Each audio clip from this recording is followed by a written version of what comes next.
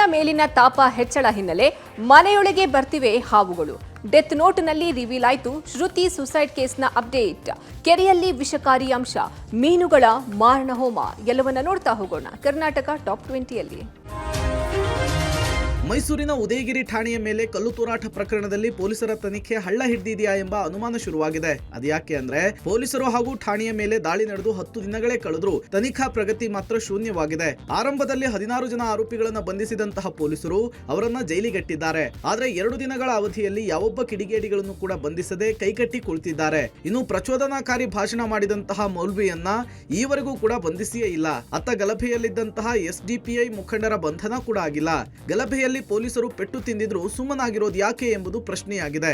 ಇನ್ನು ಘಟನೆಯನ್ನ ಖಂಡಿಸಿ ರಾಷ್ಟ್ರ ಸುರಕ್ಷಾ ಜನಾಂದೋಲನ ಸಮಿತಿ ಮೈಸೂರು ಚಲೋಗೆ ಕರೆ ಕೊಟ್ಟಿದೆ. ಇದೇ ತಿಂಗಳ 24ಕ್ಕೆ ಜಾಥಾವನ್ನ ನಡೆಸಿ ಶಾಂತಿ ಸಭೆಯನ್ನು ನಡೆಸಲು ಮುಂದಾಗಿದೆ. ಮೆಟ್ರೋ ಟಿಕೆಟ್ ದರ ಏರಿಕೆ ಮಾಡಿದ ಬಿಎಂಆರ್ಸಿ ಇಕ್ಕಟ್ಟಿಗೆ ಸಿಲುಕಿದಂತಾಗಿದೆ. 30% ದರ ಇಳಿಕೆ ಮಾಡಿದ್ರೂ ನಮ್ಮ ಮೆಟ್ರೋಗೆ ಯಾವುದೇ ಪ್ರಯೋಜನವಾಗಿಲ್ಲ. ಕೊಂಚ ದರ ಇಳಿಕೆ ಬಳಿಕವೂ 1 ಲಕ್ಷಕ್ಕೂ ಹೆಚ್ಚು ಪ್ರಯಾಣಿಕರನ್ನ ಮೆಟ್ರೋ ಕಳೆದುಕೊಂಡಿದೆ. ಟಿಕೆಟ್ ದರ ಏರಿಕೆಗೂ ಮುನ್ನ ಅಂದ್ರೆ ಫೆಬ್ರವರಿ 7ರಂದು 8.7 ಲಕ್ಷ ಪ್ರಯಾಣಿಕರು ಮೆಟ್ರೋದಲ್ಲಿ ಸಂಚರಿಸಿದ್ರು. ಅದ್ಯಾವಾಗ ರೇಟ್ ಹೆಚ್ಚಿಗೆ ಆಯಿತು. ಸಿಟ್ಟಾದ ಪ್ರಯಾಣಿಕರು ಮೆಟ್ರೋಗೆ ಗುಡ್ ಬೈ ಹೇಳ್ತಿದ್ದಾರೆ. ಇನ್ನು ದರ ಎಫೆಕ್ಟ್ ನಿಂದ ಬಿಎಂಟಿಸಿಗೆ ಫುಲ್ ಡಿಮ್ಯಾಂಡ್ ಉಂಟಾಗಿದೆ. ಮೆಟ್ರೋ ಬಿಟ್ಟು ಬಿಎಂಟಿಸಿ ಹತ್ತಿದವರಲ್ಲಿ ಪುರುಷರ ಸಂಖ್ಯೆ ಹೆಚ್ಚಾಗಿದೆ. ಫ್ರೀ ಬಸ್ ಹಿನ್ನೆಲೆ ಬಿಎಂಟಿಸಿ ಬದಲು ಹೆಚ್ಚು ಮೆಟ್ರೋ ಬಳಕೆ ಮಾಡಿದ್ದ ಪುರುಷರು ಈಗ ಬಿಎಂಟಿಸಿಗೆ ಶಿಫ್ಟ್ ಆಗಿದ್ದಾರೆ. ಇದರಿಂದ ಬಿಎಂಟಿಸಿಗೂ ಹೆಚ್ಚುವರಿ 60 ಲಕ್ಷ ಆದಾಯ ಬಂದಿದೆ. ಬೆಂಗಳೂರು ನಿವಾಸಿಗಳೇ ಸುದ್ದಿ ನಿಮಗಾಗಿ. ನಗರದ ಬಹುತೇಕ ಜನ ಎಲ್ಲೆಂದರಲ್ಲಿ ಕಸ ಹಾಕುತ್ತಿದ್ದಾರೆ. ಈ ಬಗ್ಗೆ ಬಿಬಿಎಂಪಿ ದಂಡಾಸ್ತ್ರ ಪ್ರಯೋಗಿಸಿದೆ. ನಗರದ ರಸ್ತೆಗಳಲ್ಲಿ ಕಸ ಎಸೆದ್ರೆ ಇನ್ನು ಮುಂದೆ ನಿಮ್ಮ ಮನೆಗೆ ಬಂದು ಬಿಬಿಎಂಪಿ ಸಿಬ್ಬಂದಿ ದಂಡ ವಿಧಿಸುತ್ತಾರೆ. ಹೊಸಕೆರೆ ಹಳ್ಳಿಯಲ್ಲಿ ಸರವಣ ಎಂಬುವರು ರಸ್ತೆ ಬದಿ ಕಸ ಎಸೆದು ಹೋಗಿದ್ರು. ಕಸ ಎಸೆದು ಹೋಗುತ್ತಿರುವ ದೃಶ್ಯ ಸಮೀಪದ ಸಿಸಿಟಿವಿ ಕ್ಯಾಮೆರಾದಲ್ಲಿ ಸೆರೆಯಾಗಿತ್ತು. ಈ ದೃಶ್ಯದ ಆಧಾರದ ಮೇಲೆ ಬಿಬಿಎಂಪಿ ಹೆಲ್ತ್ ಸೂಪರ್ವೈಸರ್ ಲೋಕೇಶ್ ಅವರು ಸರವಣ ಮನೆಗೆ ತೆರಳಿ 100 ರೂಪಾಯಿ ದಂಡ ವಿಧಿಸಿದ್ದಾರೆ. ಅಲ್ಲದೆ ಮನೆ ಬಾಗಿಲಿಗೆ ಕಸ ಕೊಂಡೊಯ್ಯುವ ವಾಹನ ಬರುತ್ತೆ. ಕಸವನ್ನ ವಿಂಗಡಣೆ ಮಾಡಿ ವಿಲೇವಾರಿ ಮಾಡಿ ನಗರದ ಸ್ವಚ್ಛತೆಯನ್ನ ಕಾಪಾಡಿ ಎಂದು ಮನವಿ ಮಾಡಿದ್ದಾರೆ. ಸಿನಿಮೆಯ ರೀತಿಯಲ್ಲಿ ರಿಯಲ್ ಎಸ್ಟೇಟ್ ಉದ್ಯಮಿಯನ್ನ ಕಿಡ್ನಾಪ್ ಮಾಡಲಾಗಿದೆ. ಬೆಳಗಾವಿ ಜಿಲ್ಲೆಯ ಮೂಡ್ಲಗಿ ತಾಲೂಕಿನ ದಂಡಾಪುರ ಕ್ರಾಸ್ ಬಳಿ ಘಟನೆಯಾಗಿದೆ. ರಾಜಾಪುರ ಗ್ರಾಮದ ನಿವಾಸಿ ಬಸವರಾಜ್ ತಳವಾರ 48 ವರ್ಷ ವಯಸ್ಸಿನ ವ್ಯಕ್ತಿಯನ್ನ ಫೆಬ್ರವರಿ 14ನೇ ತಾರೀಕು ಗ್ಯಾಂಗ್ ಒಂದು ಕಿಡ್ನಾಪ್ ಮಾಡಿದೆ. ಇನ್ನು ಈ ಸಂಬಂಧ ನಿನ್ನೆ ರಾತ್ರಿ 5 ಕೋಟಿ ಹಣ ಕೊಟ್ಟು ಬಿಡಿಸಿಕೊಂಡು ಹೋಗುವಂತೆ ಕುಟುಂಬಸ್ಥರಿಗೆ ಕರೆ ಮಾಡಿದ ಆರೋಪಿಗಳು ಡಿಮ್ಯಾಂಡ್ ಮಾಡಿದ್ದಾರೆ. ಅದ್ಯಾವಾಗ ಕರೆ ಬಂತೋ ನಿನ್ನೆ ತಡರಾತ್ರಿಯ ಘಟಪ್ರಭಾ ಪೊಲೀಸ್ ಠಾಣೆಯಲ್ಲಿ ಕುಟುಂಬಸ್ಥರು ಕೇಸ್ ದಾಖಲಿಸಿದ್ದಾರೆ. ಇದರ ಬೆನ್ನಲ್ಲೇ ಕಿಡ್ನಾಪ್ ಆದ ವ್ಯಕ್ತಿ ಮತ್ತು ಕಿಡ್ನಾಪರ್ಸ್ಗಳಿಗೆ ಪೊಲೀಸರು ಹುಡುಕಾಟ ನಡೆಸಿದ್ದಾರೆ. 2 ತಂಡಗಳಿಂದ ಫೋನ್ ಲೊಕೇಶನ್ ಆಧಾರದ ಮೇಲೆ ಪತ್ತೆ ಕಾರ್ಯಕ್ಕೆ ಮುಂದಾಗಲಾಗಿದೆ.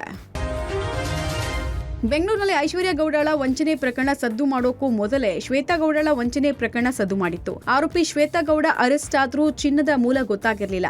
ಬಾಗಲಕೋಟೆಯಿಂದ ರಾಜಸ್ಥಾನಕ್ಕೆ ಹೋಗಿ ಹುಡುಕಾಡಿದ್ರೂ ಬಚ್ಚಿಟ್ಟಿದ್ದ ಚಿನ್ನಾಭರಣದ ಸುಳಿವು ಸಿಕ್ಕಿರಲಿಲ್ಲ. ಪ್ರಕರಣ ಸಂಬಂಧ ಶ್ವೇತಾ ಗೌಡ ಮೋಹನ್ ಲಾಲ್ನ ಬಂಧಿಸಲಾಗಿತ್ತು. ನವರತ್ನ ಜ್ಯುವೆಲರಿ ಮಾಲೀಕ ಸಂಜಯ್ ಬಾಪ್ನ ಬಳಿ ಪಡೆದಿದ್ದ 2 ಕೆಜಿ 945 ಗ್ರಾಂ ಚಿನ್ನದಲ್ಲಿ 800 ಗ್ರಾಂ ರಿಕವರಿ ಆಗಿತ್ತು. ಉಳಿದ 2 ಕೆಜಿ 145 ಗ್ರಾಂ ಚಿನ್ನದ ಸುಳಿವೇ ಸಿಕ್ಕಿರಲಿಲ್ಲ. ತೀವ್ರ ವಿಚಾರಣೆ ನಡೆಸಿದಾಗ ಬಾಗಲಕೋಟೆಯ ತೋಟದ ಗುಡ್ಡದ ಹಳ್ಳಿಯ ಬೇರಾರಾಮ್ ಬಳಿ ಇದೆ ಅಂತ ಮೋಹನ್ ಲಾಲ್ ಸತ್ಯ ಕಕ್ಕಿದ್ದಾನೆ. ಪ್ರಕರಣದ ಮತ್ತೋರ್ವ ಆರೋಪಿ ಬೇರಾರಾಮ್ಗಾಗಿ ಪೊಲೀಸರು ಹುಡುಕಾಟ ನಡೆಸ್ತಾ ಇದ್ದಾರೆ. ಆದರೆ ಆರೋಪಿ ಫೋನ್ ಸ್ವಿಚ್ ಆಫ್ ಮಾಡಿಕೊಂಡು ಬೆಂಗಳೂರು ಬಿಟ್ಟು ಬೇರೆ ರಾಜ್ಯಕ್ಕೆ ಎಸ್ಕೇಪ್ ಆಗಿದ್ದಾನೆ. ಸಚಿವ ಈಶ್ವರ್ ಖಂಡ್ರೆ ತವರು ಜಿಲ್ಲೆಯ ಐತಿಹಾಸಿಕ ಪಾಪನಾಶ ಕೆರೆಯ ವಿಷಕಾರಿ ನೀರಿನಿಂದ ಲಕ್ಷಾಂತರ ಮೀನುಗಳ ಮಾರಣಹೋಮ ಆದ ಘಟನೆ ಬೀದರ್ನಲ್ಲಿ ನಡೆದಿದೆ. ಅಧಿಕಾರಿಗಳು ಹಾಗೂ ಜನರ ಮಹಾನಿರ್ಲಕ್ಷ್ಯದಿಂದ ಲಕ್ಷಾಂತರ ಸಂಖ್ಯೆಯಲ್ಲಿ ಮೀನುಗಳು ಕೆರೆಯಲ್ಲಿ ಸತ್ತು ಬಿದ್ದಿದೆ. ಶಿವನಗರದ ಚರಂಡಿ ವಿಷಕಾರಿ ನೀರನ್ನ ಜನರು ಕೆರೆಗೆ ಬಿಡ್ತಾ ಇತ್ತು.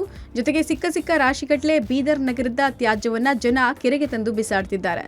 ಇದರಿಂದ ಅಕ್ಷರಶಃ ಐತಿಹಾಸಿಕ ಪಾಪನಾಶ ಕೆರೆಯ ನೀರು ವಿಷಕಾರಿಯಾಗಿದ್ದು ಇಲ್ಲಿನ ನೀರನ್ನ ಪ್ರಾಣಿ ಹಾಗೂ ಪಕ್ಷಿಗಳು ಕುಡಿತಾ ಇದೆ. ಇನ್ನಾದ್ರೂ ಪ್ರಾಣಿ ಪಕ್ಷಿಗಳ ಜೀವ ಬಲಿಯಾಗೋಕ್ಕೂ ಮುಂಚೆ ಸೂಕ್ತ ಕ್ರಮ ತೆಗೆದುಕೊಳ್ಳಿ ಅಂತ ಸ್ಥಳೀಯರು ಜಿಲ್ಲಾಡಳಿತದ ವಿರುದ್ಧ ಕಿಡಿಕಾರ್ತಿದ್ದಾರೆ. 8 ರಾಷ್ಟ್ರಗಳು ಭಾಗವಹಿಸಿರುವ ಐಸಿಸಿಯ ಚಾಂಪಿಯನ್ಸ್ ಟ್ರೋಫಿ ಕ್ರಿಕೆಟ್ ಮ್ಯಾಚ್ ಶುರುವಾಗಿದೆ. ಇದನ್ನೇ ಬಂಡವಾಳ ಮಾಡಿಕೊಂಡ ಪಾಕಿಸ್ತಾನ ಕ್ರಿಕೆಟ್ ಬೋರ್ಡ್ ದೊಡ್ಡ ಎಡವಟ್ಟನ್ನ ಮಾಡಿಕೊಂಡಿದೆ. ಚಾಂಪಿಯನ್ಸ್ ಟ್ರೋಫಿ ಕ್ರಿಕೆಟ್ ಮ್ಯಾಚ್ ನ ಟಿಕೆಟ್ ಅನ್ನ ಪಿಸಿಬಿ ಅಧ್ಯಕ್ಷ ಮಾರಾಟ ಮಾಡಿದ್ದಾರೆ. ಇಂಡಿಯಾ ಪಾಕಿಸ್ತಾನ ಮ್ಯಾಚ್ ನ ವಿಐಪಿ ಟಿಕೆಟ್ ಗಳನ್ನ ಪಿಸಿಬಿ ಅಧ್ಯಕ್ಷ ನಖ್ವಿ 3.5 ಕೋಟಿ ರೂಪಾಯಿಗೆ ಮಾರಾಟ ಮಾಡಿದ್ದು, ಈ ಹಣವನ್ನ ಪಿಸಿಬಿ ಖರ್ಚು ವೆಚ್ಚಗಳನ್ನ ಭರಿಸಲು ಬಳಕೆ ಮಾಡಲಾಗಿದೆ. ವಿಐಪಿ ಪಾಸ್ ನ ಟಿಕೆಟ್ ಗಳನ್ನ ಮಾರಾಟ ಮಾಡಿ ವೆಚ್ಚವನ್ನು ಸರಿದೂಗಿಸಲು ಪಾಕಿಸ್ತಾನ ಕ್ರಿಕೆಟ್ ಬೋರ್ಡ್ ಅಧ್ಯಕ್ಷ ನಖ್ವಿ ಮುಂದಾಗಿದ್ದಾರೆ.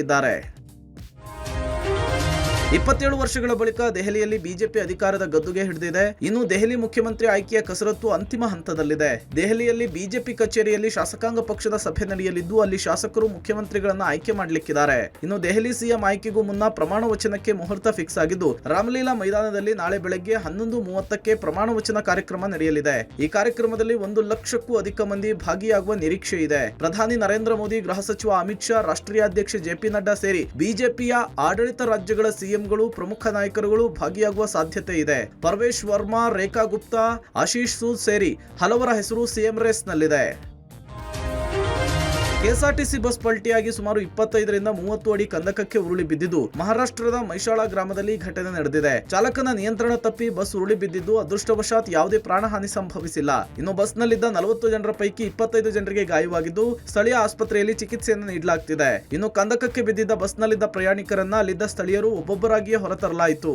ಕೆಲವರು ಹೊರತೆಗಿಲಿಕ್ಕೆ ಸ್ಥಳೀಯರೇ ಸಾಕಷ್ಟು ಹರಸಾಹಸ ಪಡಬೇಕಾಯಿತು. ಮಹಾರಾಷ್ಟ್ರದ ಮೀರಜ್ನಿಂದ ವಿಜಯಪುರಕ್ಕೆ ತೆರಳುತ್ತಾ ಇದ್ದಾಗ ಬಸ್ ಪಲ್ಟಿಯಾಗಿದೆ. ಸ್ಥಳಕ್ಕೆ ಮೀರಜ್ ಗ್ರಾಮೀಣ ಠಾಣೆಯ ಪೊಲೀಸರು ಭೇಟಿ ಕೊಟ್ಟು ಪರಿಶೀಲನೆ ನಡೆಸಿದ್ದಾರೆ.